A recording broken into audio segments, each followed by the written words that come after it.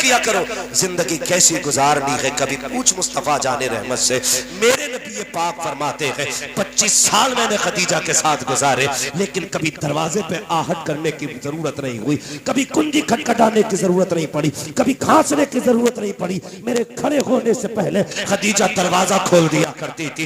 एक दिन मैं दरवाजे पे पहुंचा, मेरे पहुंचते ही दरवाजा खुला।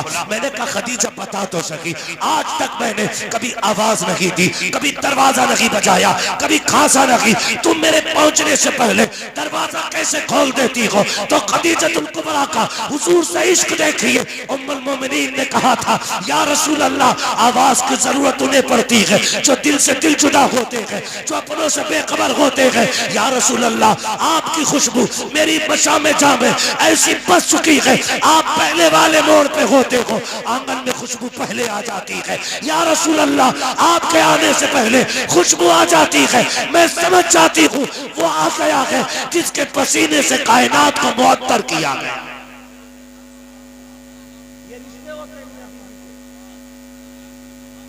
ये रिश्ते होते हैं। आज वो काम करके आए गरीब, थका हारा, कितनी ईंटें चौथी मंजिल पे लेके चढ़ा, उसकी कमर में कितना दर्द है, उससे पूछ तो सही। जैसे वो घर में आया बच्चे नोच लिए,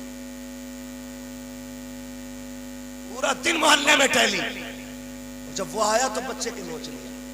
बच्चा रोया, तड़ाक से बच्चे के लगाया। वो तो ये सोच के घर में आया था सुकून मिलेगा, लेकिन तेरा ये इजराइल का नक्शा देख के चेहरे पे इसका मूड खराब हो गया। इजराइल का नक्शा देख के चेहरा बिगड़ गया उसका। कितना थका हारा आया था। ए मेरी बेटी, मेरी बहनों, बहुत गौर से मेरी बात सुनना। जब शौहर थक के आया करे, चेहरे बिगाड़ के न दिखाया करो। ये जो धूप में तप के आया है, ये तेरे लिए तपा है। ये जो लोगों की गालियां खा के आया है, तेरी वजह से आया है। इसने जो सुबह से शाम तक ईंटें ढोई है, इसलिए ढोई है ताकि तुझे किसी के आगे हाथ न फैलाना पड़े। तुझे क्या लगता है ये शौक पूरे करके आया है? प्यास इसे भी लगी थी, लेकिन इसने 20 रुपए की बोतल नहीं खरीदी। इसने टंकी या गड्ढे में पानी देख के प्यास बुझा ली ताकि ये 20 रुपए बचा करके अपनी बीवी की खुशी पूरी कर सको।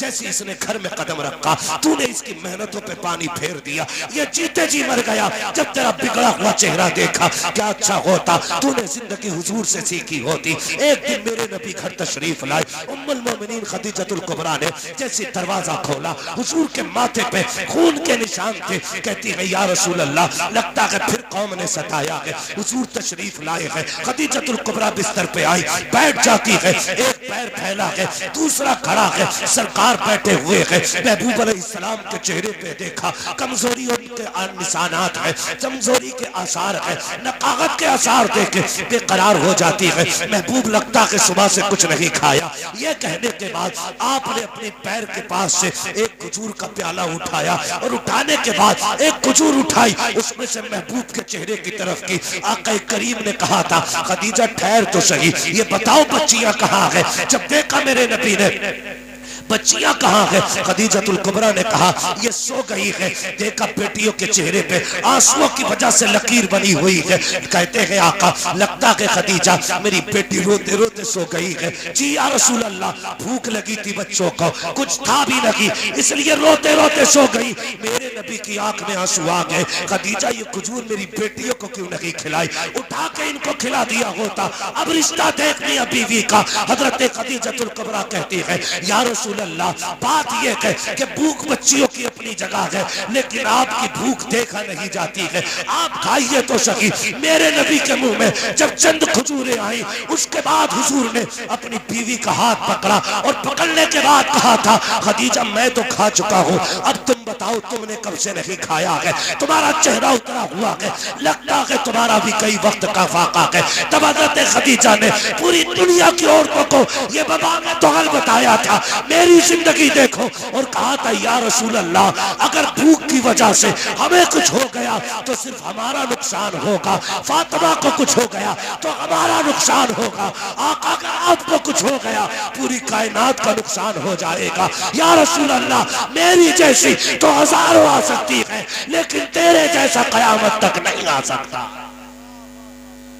अगर बीवियां शोहर की इस तरह से फिक्र करने लगे तो फिर किसी घर में झगड़ा नहीं। किसी घर में झगड़ा नहीं होगा। इसलिए खुदा रहा घरों के हालात बेहतर करें। तुमसे भी गुजारिश है, बीवियां शोहरों का ख्याल करें। शोहरों से गुजारिश है, तुम जो जाके ना खड़े हो जाते हो चौराहे पे, पूरा दिन बकरी की तरह पकौड़ी शकौड़ी पापड़ शापड़ खा के आते हो, तुम तो दिन भर खाते हैं। शाम को घुसे, बीवी ने दस्तरखान लगाया, 2-4 गालियां बकी, 5-6 लुकमे खाए, वो कुत्ते की तरह तुझे देखती रही। एक बार तुम नहीं कह सकते खा लो, ये भी नहीं पूछ सकते तूने खाया क्या, खाया और क्यों धकेल दिए बर्तन। सोच तो सही है, जो दीवार से लग के खेलने में, इसमें तेरी वजह से सुबह से कुछ नहीं खाया। उसे ये फिक्र थी पता नहीं उन्होंने खाया होगा कि नहीं, उसे क्या पता तू यारों के साथ गप्पे शप्पे लड़ाता रहा, पेट भर के खाता रहा। तेरा फर्ज बनता था दस्तरखान पे बैठ के एक बार बीवी से तू पूछता तूने खाया कि नहीं। वो ना भी खाती उसका कलेजा चौड़ा हो जाता, वो तेरे कदमों की खाक बन जाती, बिछा देती अपने को तेरे कदमों में। लेकिन तुम उसे गालियां दो, उसके हाथ की पक्की रोटियां खाओ और उससे पूछो तक नहीं, फिर कहते हो औरत फर्मा बरदार नहीं है, हम वफादार नहीं, तू भी तो दिलदार नहीं। सोच तो सही है किधर। मुआशरे को बेहतर करना पड़ेगा ना तो दीनी तालीम को मजबूती से थामना पड़ेगा, मजबूती से थामना पड़ेगा। फरमाया गया या अय्युहल्लज़ीना आमनू उदखुलू फिस्सिल्मि काफ़ा, ए ईमान वालों पूरे पूरे इस्लाम में दाखिल हो जाओ। तो बेहतर इस्लाम में दाखिल होने का मतलब यह है कि बिल्कुल वही तरीका जो हुजूर ने हमें बताया है, हमें अपना घर बचाना है तो उस पूरे तरीके में अमल करना पड़ेगा, हुजूर के किरदार को अपनाना पड़ेगा। मौला करीम भाई नातिक रज़ा साहब की उम्र में और इनकी आने वाली नई जिंदगी में बेपनाह बरकतें अता फरमाए। हजरत खदीजतुल कुबरा का अल्लाह सदका अता फरमाए। हजरत आयशा सिद्दीक़ा की मोहब्बतों की खैरात अता करे। खातून जन्नत और मौला अली के रिश्तों की अल्लाह बरकतें अता करे। अल्लाह ताला इनकी